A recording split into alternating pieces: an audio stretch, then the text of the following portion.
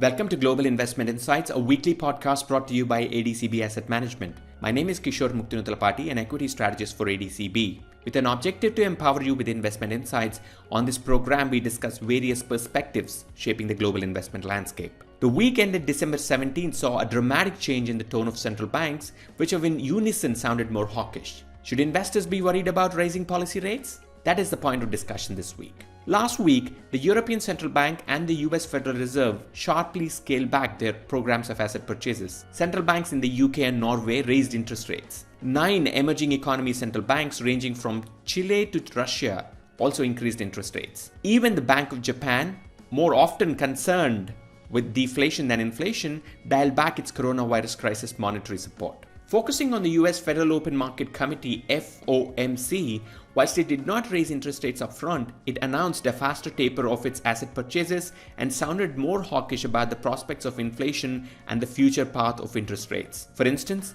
the FOMC's dot plot released last week indicated faster rises in interest rates compared with the projections made 3 months ago. The median projection for the federal funds rate for 2022 is 0.9% now compared with just 0.3% as projected in September. Similarly, the forecast for 2023 increased from 1% to 1.6%. And for 2024, the projection is now for 2.1% compared with 1.8% predicted 3 months ago. However, the committee's expectation of the long-run interest rate remained unchanged at 2.5%. In our view, this long-run rate, which can be considered as the terminal rate, is the most important aspect to monitor as the US Fed starts to tighten its policy.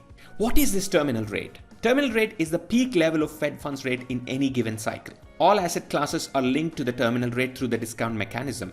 At the current juncture, market expectations of this terminal rate are rather low. This offers some explanation of why the US 10-year yield is low as well. Expectations of low terminal rates acted as a support to the equity markets and the credit spreads too.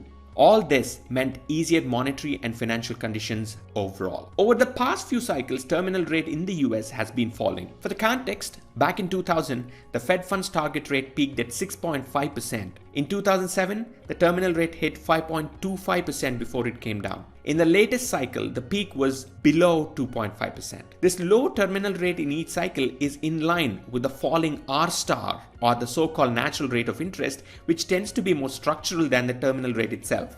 In line with the long-term trends, market expectations for the terminal rate this cycle are less than 2%, while projections for the US FOMC in their dot plot point to a 2.5% longer run interest rate. Looking ahead, especially over the next 12 to 18 months, changes in the expectations of the terminal rate in the US are likely to be the key driver of financial market returns. Here, we are working with a base case scenario and a downside risk scenario.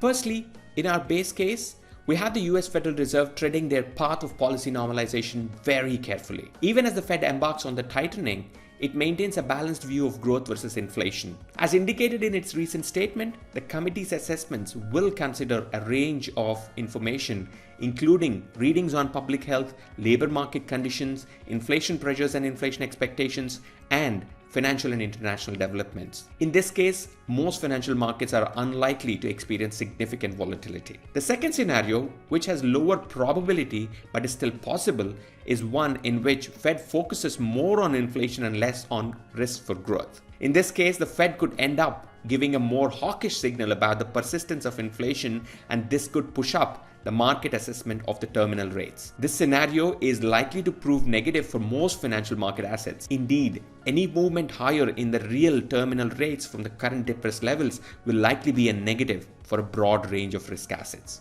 However, as I said earlier, we are working with an orderly exit of Fed accommodation as our base case. But the risk scenario is something that we're watching very closely. If you would like to know more about these scenarios and how they impact your portfolios, please follow our podcast over the next few weeks, where we will discuss our 2022 outlook for various asset classes. Thank you for listening. We hope you liked this podcast. If you did, please do share it with a friend or a colleague.